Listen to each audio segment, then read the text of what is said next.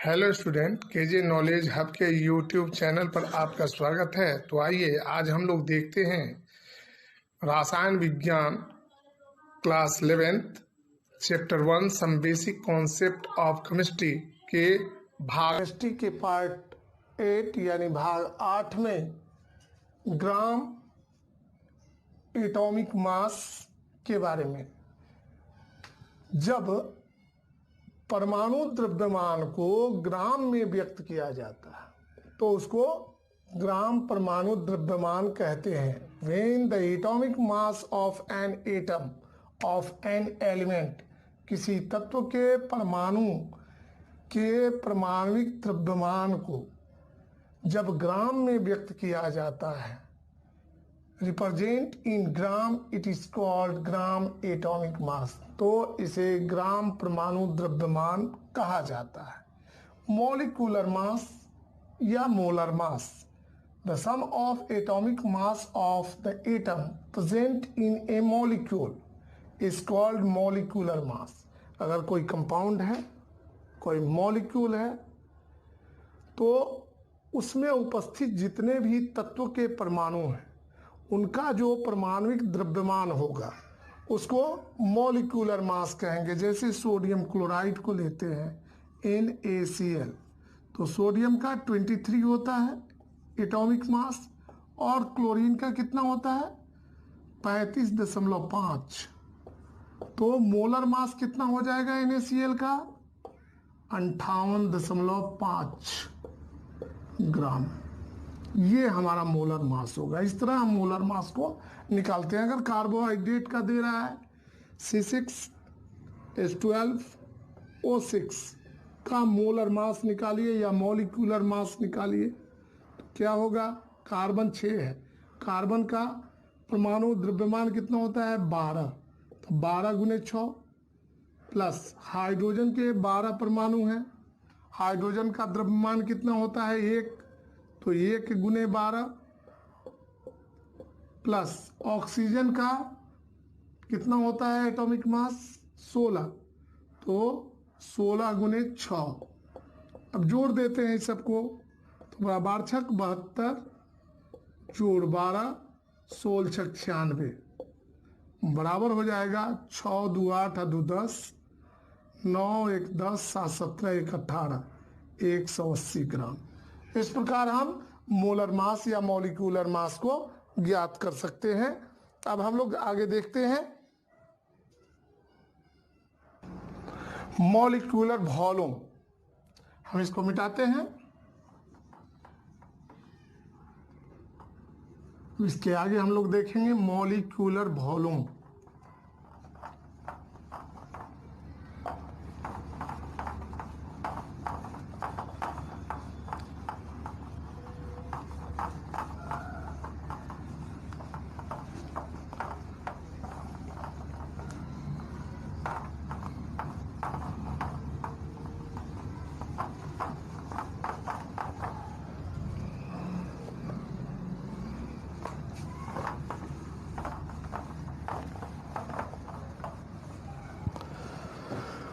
Molecular volume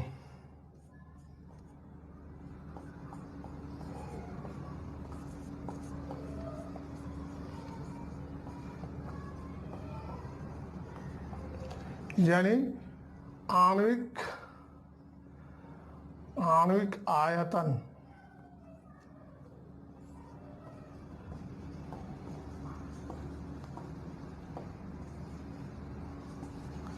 आणविक आयतन क्या होता है? The volume of 1 mole,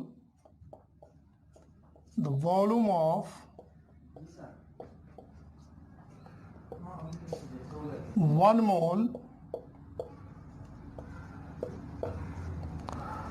of a substance, किसी पदार्थ के 1 मोल का आयतन को जो है उसका आणविक आयतन यानी मॉलिक्यूलर वॉल्यूम कहते हैं। The volume of 1 mole of a substance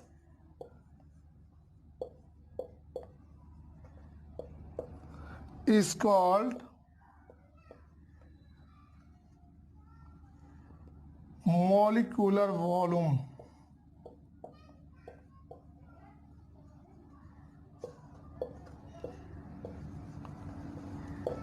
किसी पदार्थ के एक मोल के आयतन को उसका मॉलिक्यूलर यानी आणविक आयतन कहते हैं।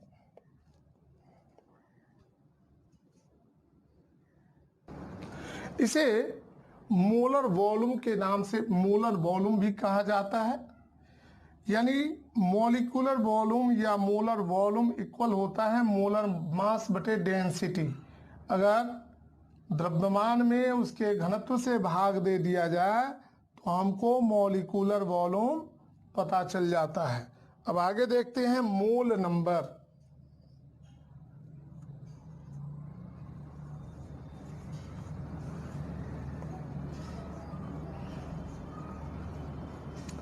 मोल नंबर बराबर होता है, इक्वल होता है mass of a substance, mass of a substance upon molar mass of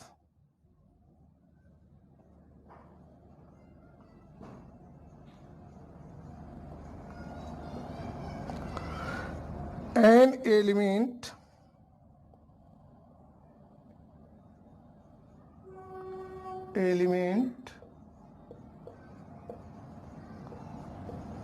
or compound।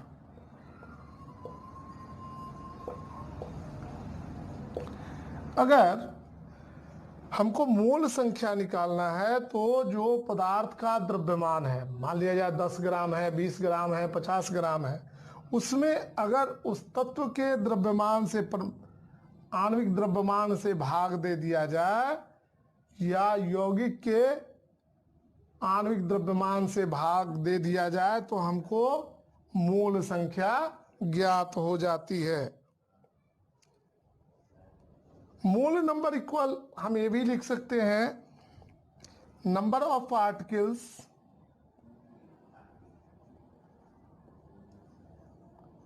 Particles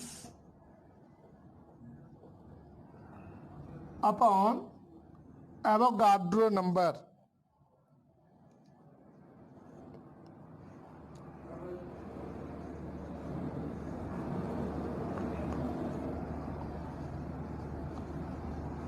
अगर हमको मोल नंबर निकालना है तो जो जितने कण उपस्थित हैं उन कणों की संख्या में अगर एवोगाड्रो संख्या से, एवोगाड्रो संख्या कितना है 6.022 इंटू 10⁻⁻23, अगर इससे भाग दे दिया जाए यानी डिवीजन कर दिया जाए तो भी हमें मोल नंबर प्राप्त हो जाता है, मोल संख्या ज्ञात हो जाती है। अब इसके बाद हम लोग देखेंगे ग्राम ion.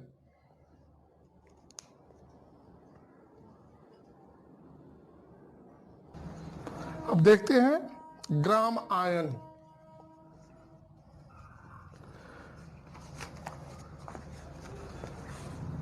Gram ion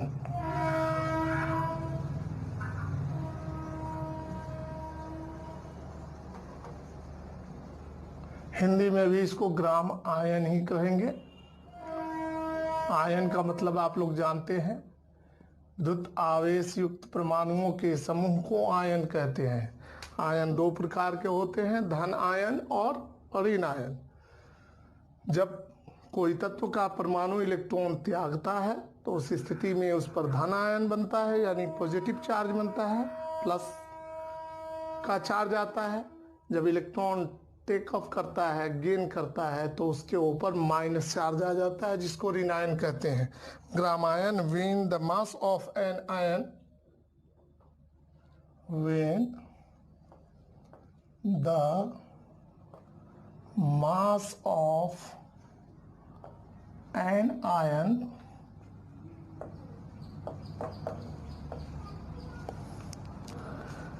represent in gram, represent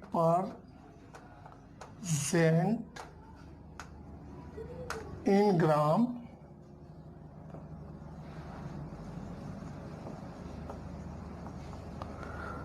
It is called gram ion. Is called gram ion. जब किसी आयन के द्रव्यमान को ग्राम में व्यक्त किया जाता है तो उसको ग्राम आयन कहते हैं। In gram is called gram ion. Gram ion, एक ग्राम आयन ऑफ, एग्जाम्पल में देखते हैं, 1 gram ion of magnesium equal mass of magnesium ion कितना होगा? 24 ग्राम। और इसको व्यक्त कैसे करेंगे?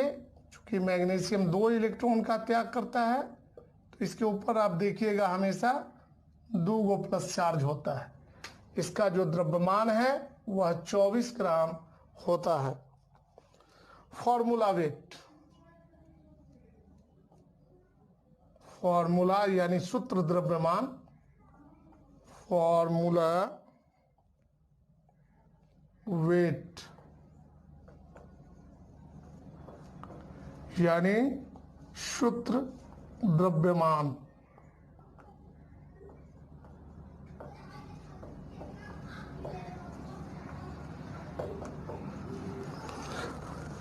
Magnesium chloride is an ionic compound. MgCl2 is an ionic compound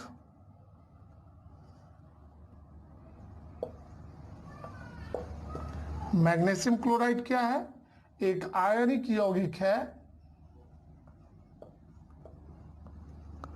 The sum of the relative mass of atoms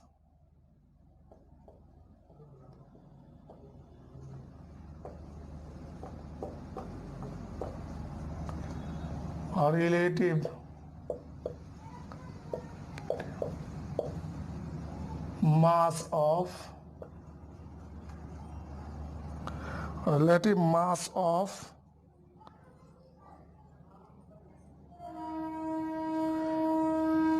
and of atoms present in it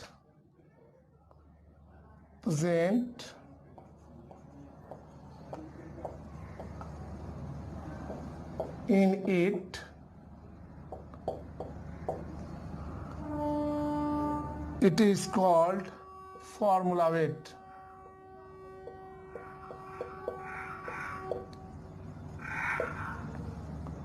Formula weight. Formula weight of magnesium chloride equal होगा relative mass of magnesium, relative mass of magnesium यानी magnesium का सापेक्षिक द्रव्यमान जो relative mass of chlorine, relative mass of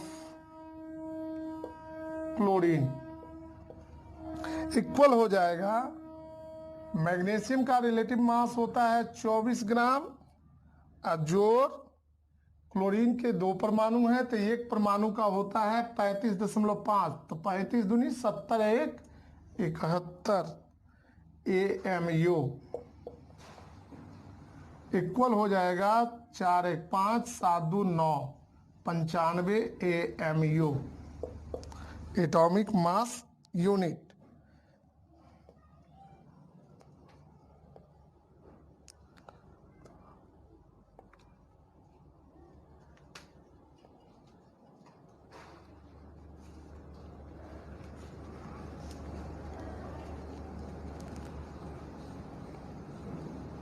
अब हम लोग देखेंगे लॉ ऑफ केमिकल कॉम्बिनेशन।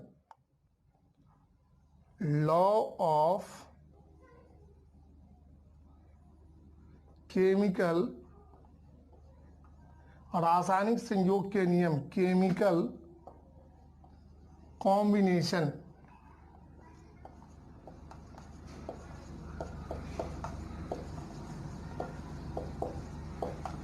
रासायनिक संयोग के नियम। क्लास 11th में हम लोगों को रासायनिक संयोग के 5 नियमों के बारे में जानना है। हम लोगों ने क्लास 9 में 2 नियमों के बारे में जाना था। इसमें 5 नियम के बारे में जानना है, रासायनिक संयोग के नियम।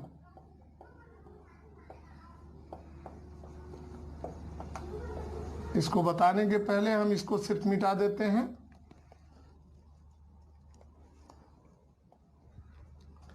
ये थोड़ा डिस्टर्ब कर रहा है।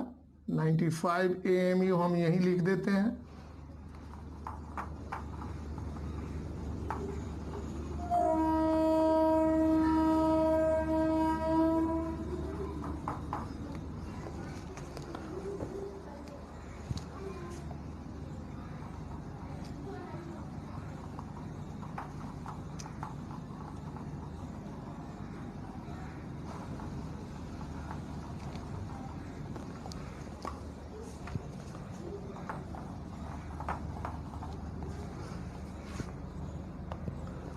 (95 AMU)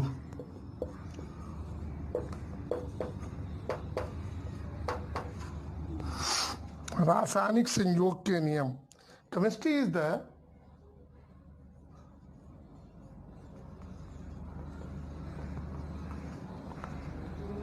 the study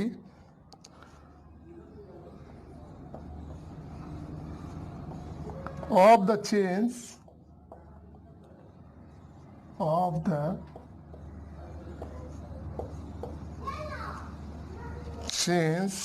of matter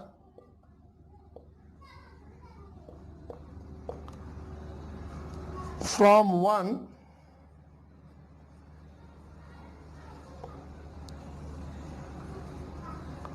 form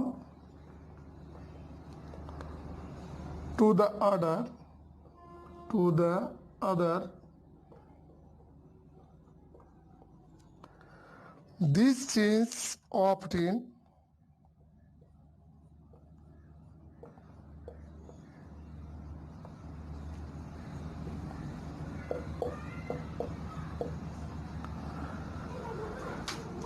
occur as a result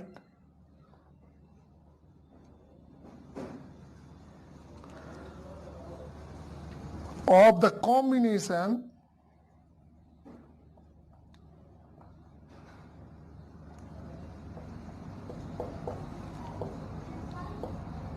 of 2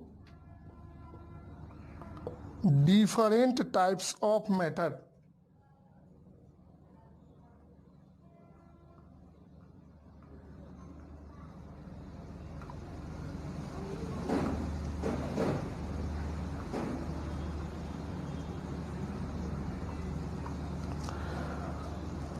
There are certain rules, इसको बाद में देखते हैं। कह रहा है कि रसायन विज्ञान क्या है? पदार्थ के में होने वाले परिवर्तनों, एक रूप से दूसरे रूप में होने वाले परिवर्तनों के बारे में हमको रसायन विज्ञान बतलाता है।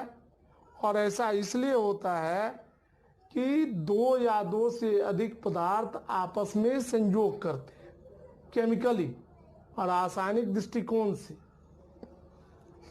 इसको आप वीडियो को पॉज करें और नोट करें। अब हम लोग समाप्ति की ओर बढ़ रहे हैं। इसके लिए वैज्ञानिकों ने कुछ निश्चित नियमों का प्रतिपादन किया, जिसे हम लोग रासायनिक संयोग का नियम कहते हैं। इसमें पहला नियम जो था, ये इसमें 5 नियम है। There are 5 basic law of chemical combination. Law of conservation of mass, यानी द्रव्यमान संरक्षण का नियम। यह नियम जो था ये दिया गया था फ्रांसीसी वैज्ञानिक लैवोजियर के द्वारा 1789 में। इसमें उन्होंने बताया कि chemist Lavoisier in 1789 studied this law state that, इस नियम के अनुसार in all physical and chemical changes the total mass of reaction is equal to that of the product. जितना रासायनिक अभिक्रिया के पहले, जैसे दो अभिकारक जब आपस में मिलते हैं तो उनका जो द्रव्यमान होता है अभिकारकों का, उतना ही द्रव्यमान जो है उत्पाद का होना चाहिए। अगर नहीं होता है तो यह द्रव्यमान का संरक्षण नहीं होगा। तो इसके लिए उन्होंने द्रव्यमान संरक्षण के नियम का प्रतिपादन किया। 1799 में प्राउस्ट नामक वैज्ञानिक ने गुण स्थिर अनुपात के नियम का प्रतिपादन किया। लॉ ऑफ डिफिनिट प्रोपोर्शन, यानी स्थिर अनुपात का नियम। This law was given by Proust in 1799। यह 1799 में प्राउस्ट के द्वारा दिया गया था। इट्स स्टेट दैट, यह नियम क्या कहता है, a chemical compound is always found to be made up of the same elements combined together in same fixed proportion by the mass। आप जल को किसी भी स्रोत से लो तो आप क्या पाओगे कि जल में हाइड्रोजन का 2 भाग, ऑक्सीजन के 1 भाग, यानी जल का जो अनुपात होगा वह 1 होगा और ऑक्सीजन का अनुपात 8 होगा। आप किसी भी स्रोत से जल को लो, झील से लो, नदी से लो, तालाब से लो, पोखर से लो, गड्ढे से लो, नल से लो, कल से लो, कुआं से लो, वर्षा का जल लो, किसी भी स्रोत का जल है उसमें हमेशा आपको हाइड्रोजन के 2 परमाणु और ऑक्सीजन का 1 परमाणु होगा। तीसरा नियम बताता है, यह नियम जॉन डाल्टन के द्वारा, ब्रिटिश शिक्षक थे, इन्होंने परमाणु सिद्धांत का प्रतिपादन किया था। उन्होंने गुणित अनुपात का नियम 1803 में प्रतिपादित किया था। इसे लॉ ऑफ मल्टीपल प्रोपोर्शन के नाम से जाना जाता है। This law was given by John Dalton in 1803। 1803 में जॉन डाल्टन ने इस नियम का प्रतिपादन किया था, गुणित अनुपात के नियम का। दिस लॉ स्टेट्स दैट, इस नियम के अनुसार when 2 elements combine to form 2 or more compounds, जैसे हाइड्रोजन और ऑक्सीजन के मेल से जल भी बनता है और हाइड्रोजन पर ऑक्साइड भी बनता है, तो एक का जो निश्चित भाग है, एक के अलग अलग भाग दूसरे तत्व के निश्चित भाग के साथ संयोग करता है।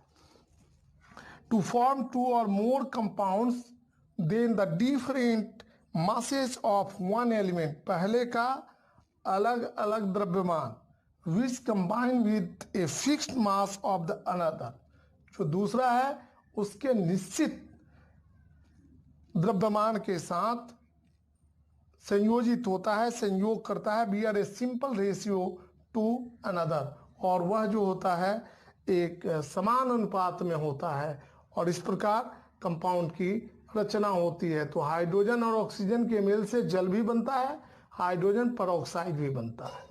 कार्बन और ऑक्सीजन के मेल से कार्बन मोनोऑक्साइड भी बनता है और कार्बन डाइऑक्साइड भी बनता है। अगर दोनों पर हम विचार करते हैं तो क्या पाते हैं, कार्बन मोनोऑक्साइड और कार्बन डाइऑक्साइड में कार्बन बटे ऑक्सीजन, यहाँ कार्बन बटे ऑक्सीजन मॉलिक्यूल, कार्बन का एटॉमिक मास है 12, ऑक्सीजन का 16, मतलब 3/4,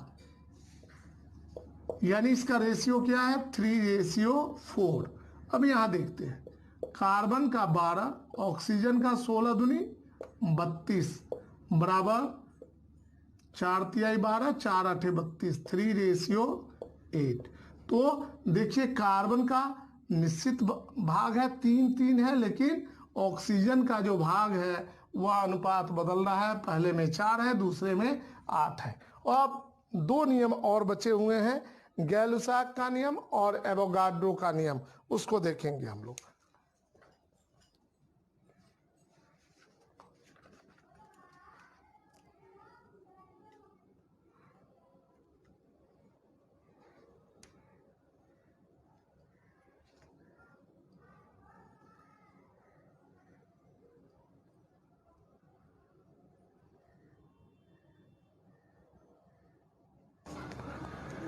गै-लुसाक लॉ ऑफ गैसियस वॉल्यूम, यानी गै-लुसाक के गैसीय आयतन का नियम। This law was given by Gay Lussac in 1808। 1808 में गै-लुसाक के द्वारा इस नियम का प्रतिपादन किया गया। दिस लॉ स्टेट दैट, इस नियम के अनुसार all gases participating in a chemical reaction, सभी गैसें जो है वह रासायनिक अभिक्रिया में भाग लेती है और धारण करती है, bear a simple ratio to one another and also to volumes of the product if they are in gaseous state. और उनका आयतन जो होता है वह, उत्पाद का जो आयतन होगा वह गैसीय अवस्था में ही होगा। All the measurement of volume on STP, मतलब उनका जो आयतन है वह समान ताप दाब पर मापा जाएगा। जैसे H2 + Cl2 बनाता है 2HCl, यहाँ एक वॉल्यूम हाइड्रोजन का और एक वॉल्यूम जो है क्लोरीन का है, दोनों मिलकर के 2 वॉल्यूम HCl का निर्माण करते हैं। अब अंतिम जो है एवोगाड्रो लॉ, एवोगाड्रो का नियम। The law was given by Avogadro in 1811। 1811 में एवोगाड्रो ने इस नियम का प्रतिपादन किया था। अकॉर्डिंग टू दिस लॉ, इस नियम के अनुसार law, equal volumes of gases at the STP, यानी समान ताप दाब पर गैसों के आयतन बराबर हो, should contain equal number of molecule, उनमें जो अणुओं की संख्या होगी वह बराबर होगी। इस प्रकार क्लास 11th का first chapter some basic concept of chemistry आज समाप्त होता है। स्टूडेंट, अब हम लोग अगले वीडियो में स्ट्रक्चर ऑफ एटम के बारे में जानकारी प्राप्त करेंगे। तब तक के लिए आपसे बाय बाय, फिर मिलेंगे।